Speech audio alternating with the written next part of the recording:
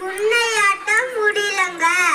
வயசும் 110 ஆயிருச்சு.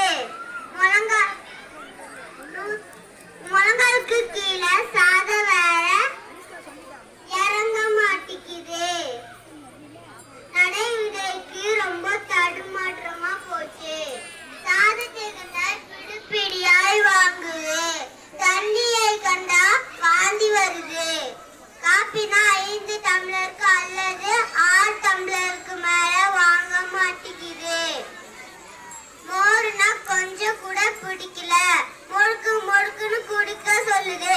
இரவுக்கு வேண்டியதை பகலிலே தேட வேண்டும்.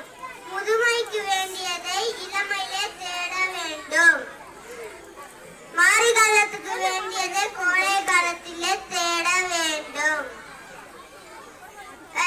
அடுத்த